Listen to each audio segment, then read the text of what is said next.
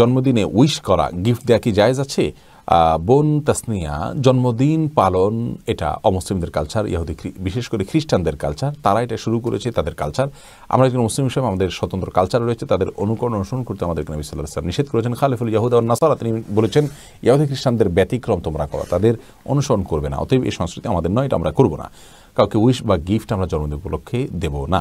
Style করে কাটলে কি গুনাহ হবে, গুনাহের কারণ হবে? দেখুন, স্টাইল করে চুল কাটা এটা গুনাহের কারণ হবে যদি আপনি এক এক দিকে এক এক রকম করে চুল কাটেন। আজকাল যেটা আমরা দেখতে পাচ্ছি, হাদিসের ভাষায় এটাকে কাজা বলা হয়েছে। কাজা অর্থাৎ চুলকে বিভিন্ন রকমের কাটা, একদিকে কিছু চাঁচলাম আবার কিছু রেখে দিলাম, এ ধরনের চুল কাটতে হাদিসে নিষেধাজ্ঞা রয়েছে এবং কঠোর সতর্কবাণী রয়েছে। এই জন্য এভাবে চুল কাটা জায়েজ নেই। হয় পুরো মাথার চুলকে আপনি সমানভাবে ছোট করবেন, আর না হলে পুরো মাথার চুল আপনি রাখবেন, লম্বা করে রাখবেন, এই দুটির কোনো একটি আপনি করবেন।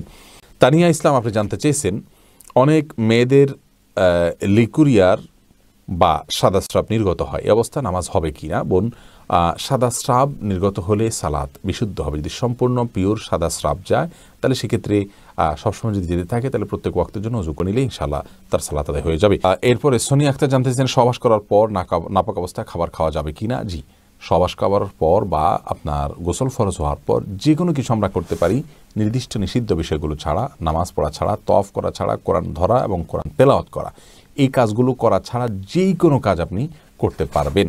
তবে সুন্নাহ হলো যে এমত অবস্থায় আপনি গোসলের আগে, সহবাস করার পর বা গোসল ফরজ হয়ে গেলে ওযু করে তারপর আপনি এবার খাবার খান বা ঘুমান বা অন্য কোনো কাজ করেন, সেটি উত্তম এবং সুন্নাহ। রাসূল আকরাম সাল্লাল্লাহু আলাইহি ওয়াসাল্লাম এমনটি করতেন। ইসরাত জাহান মুনমুন এআইডি থেকে আপনি জানতে চেয়েছেন নামাজের সময় কি পায়ের পাতা ঢাকতে হবে? পায়ের পাতা কি সতর অংশ? বন ইসরাত এটা নিয়ে একাধিক মত রয়েছে, দুটি মত রয়েছে। অনেক ইমামগণ বলেছেন পায়ের পাতা অর্থাৎ পায়ের উপরের ভাগ এটা ঢাকতে হবে, নিচের ভাগ ঢাকতে হবে এমনটি কেউ বলেনি। উপরের ভাগ ঢাকতে হবে অর্থাৎ কাপড়টা এত লম্বা হবে যেন উপরের ভাগ দেখা না যায়। আর অনেকে বলেছেন যে এটা ঢাকতে হবে না, বরং গোড়ালি পর্যন্ত ঢাকলেই চলবে, পাতা খোলা রাখলেও চলবে। তো দুটি মত রয়েছে এবং দুই মতেরই সপক্ষে দলিল এবং যুক্তি রয়েছে। তবে পাতা ঢাকার জন্য কসরত করতে গিয়ে অনেকে মোজা পরেন, এই মোজা পরার জন্য কোনো নির্দেশ কোরআন হাদিসে দেওয়া হয়নি বা বাধ্য আমাদেরকে করা হয়নি। নিরাপদ হলো আমাদের পাতা ঢেকে যায় এরকম বড় কাপড়, শাড়ি হোক যাই হোক, সেটাকে আমরা এমনভাবে পরবো যে পাতার উপরে অংশ অন্তত ঢেকে যায়, সেটা হলো সবচেয়ে নিরাপদ এবং উত্তম। জীবন তাহমিনা আক্তার করেছেন। আর আপনার প্রশ্নটি হলো, আমি নামাজ পড়ার সময় হিজাব দিয়ে কপাল ঢেকে নামাজ পড়ি, এতে সিজদার কোনো সমস্যা হবে কি না? বোন তাহমিনা, আপনি নামাজ পড়ার সময় যে হিজাব দিয়ে ঢেকে সালাত আদায় করেন সেক্ষেত্রে সালাতের কোনো অসুবিধা হবে না। কপালের উপর যদি পাতলা কাপড় পরে এবং সিজদা যদি সেটা আমাদের কপালের উপরে পড়ে, কপাল এবং ফ্লোরের মাঝামাঝি থাকে, তাহলে কোনো অসুবিধা হবে না ইনশাআল্লাহ। মোটা কোনো কাপড় দিয়ে আলাদা কোনো আবরণ তো আর হচ্ছে না।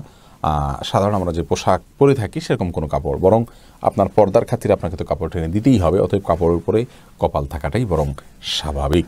আরশাদ আলী রিপন জানতে চেয়েছেন দাড়ি সাদা হলে কি সাদাই রাখবো নাকি কালো রং লাগাবো? ভাই আরশাদ, দাড়ি সাদা হয়ে গেলে সেটাকে কালো না করে অন্য কোনো কালারে আপনি ওটাকে রঙিন করবেন, বিশেষ করে মেহেদির কালার রঙিন করা হলো উত্তম।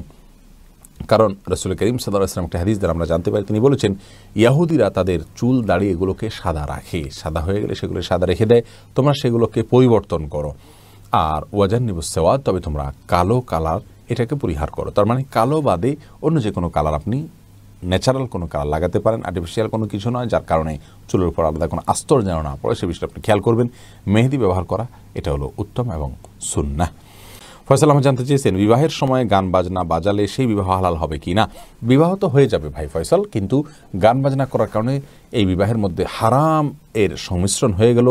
আল্লাহর কাছে জঘন্য অপরাধী হিসাবে সংশ্লিষ্ট সকলে বিবেচিত হবেন এবং যেই বিবাহে হারামের আশ্রয় নেওয়া হলো, হারামের সংমিশ্রণ হয়ে গেল, সেই বিবাহে আল্লাহ রাব্বুল আলামিন কল্যাণ দিবেন না, সেটাই স্বাভাবিক। যার কারণে আমাদের এইসব বিষয়ে অন্তত সাবধান থাকা উচিত। সোহানুর রহমান সোহাগ আপনি জানতে চেয়েছেন জন্ম মৃত্যু দিবস উপলক্ষে রোজা পালন করা যাবে কিনা? না ভাই, জন্মদিবস উপলক্ষে আপনার রোজা পালন করার দরকার নেই। রাসূল আকরাম সাল্লাল্লাহু আলাইহি ওয়াসাল্লাম সোমবারে সিয়াম রাখতেন এবং সে সম্পর্কে তিনি বলেছেন যে আমি সোমবারে সিয়াম রাখি কারণ যাকা ইয়াউমুন ওয়ালিদতু ফি, কারণ সেদিনে আমার জন্ম হয়েছে। তো এটি তিনি করেছেন, কিন্তু অন্য কাউকে করতেও বলেননি। আর তার অনুকরণে কোনো সাহাবী নিজ নিজ জন্মের দিনটাকে রোজা রেখে পালন করেছেন এমনটি আমরা পাই না, যার কারণে এটা আমরাকে এটাকে আমরা রাসূল আকরাম সাল্লাল্লাহু আলাইহি ওয়াসাল্লামের জন্য খাস এবং স্পেশাল একটি আমল হিসাবে গণ্য করবে। এটি হলো বিশুদ্ধতম মত। আর মৃত্যু দিবস উপলক্ষেও কোনো রোজার বিধান নেই। বাবা মা বা প্রিয়জন কারোর মৃত্যু দিবস উপলক্ষে রোজা রাখার জন্য কোনো নির্দেশ আমাদেরকে দেওয়া হয়নি। কোরআন এবং হাদিস যা নির্দেশ করেন সেটাকে ইবাদত হিসাবে যদি আমরা করি, ইবাদত হিসাবে করলে সেটি বিদআত হিসাবে গণ্য হবে।